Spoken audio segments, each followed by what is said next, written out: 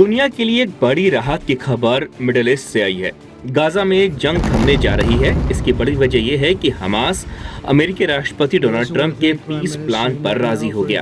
अब इसके बाद बड़ी खबर यह है कि इजराइल के प्रधानमंत्री बेंजामिन नेतन्याहू के कार्यालय ने शनिवार देर रात कहा कि इजराइल ट्रंप प्लान के पहले चरण को तुरंत लागू करने के लिए तैयार है, जिसका अहम हिस्सा सभी बंधकों की रिहाई है।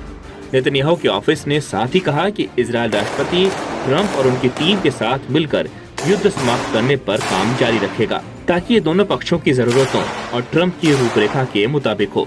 स्थानीय मीडिया की खबरों के मुताबिक इजरायली नेतृत्व ने सेना को गाजा सिटी पर कब्जे के व्यापक अभियान को रोकने का निर्देश दिया है और ऑपरेशन को न्यूनतम स्तर पर सीमित कर दिया है। अब केवल रक्षात्मक कार्रवाइयां ही प्राथमिकता रहेंगी। ये फैसला अमेरिका और इजरायली अधिकारियों के बीच रात भर चली बातचीत के बाद आया। यानी अगर कोई हमला होगा तभी इजरायली सेना जवाबी कार्रवाई करेगी।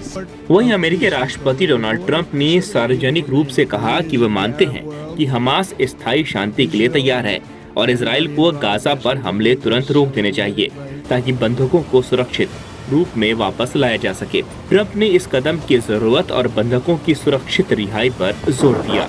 हमास की प्रतिक्रिया मिलीजुली है। उसने योजना के कुछ हिस्सों का स्वागत किया और कुछ प्रावधानों पर असहमति जताते हुए नई बातचीत की मांग भी की। हमास ने कहा कि वो बचे हुए बंधकों में यानी कुल 48 बंधकों को रिहा करने के लिए तैयार है। माना जा रहा है कि जिनमें 20 जीवित बताए जा रहे हैं। योजना के मुताबिक स्थायी युद्ध विराम लागू होने के 72 घंटों के भीतर रिहाई की बात की गई है और बदले में इजराइल सैकड़ों या हजारों फिलिस्तीनी बंदियों को और मारे गए गाजा वासियों के शवों को सौंपेगा। इसके साथ ही गाजा से पहले चरण में अपनी तैनाती घटाएगा। लेकिन हमास ने एक शर्त भी रखी है। वो शर्त ये है कि बंधकों की रिहाई जरूरी जमीनी हालातों के पूरा होने पर ही मुमकिन होगी। उन्होंने स्पष्ट रूप से नहीं बताया कि ये परिस्थितियां क्या होंगी और इशारा किया है यदि हालात अनुकूल ना हुए तो 72 घंटे के भीतर सभी बंधकों को रिहाई कठिन हो सकती है। फिलहाल जो तस्वीर बन रही है वो बातचीत और कूटनीति की है।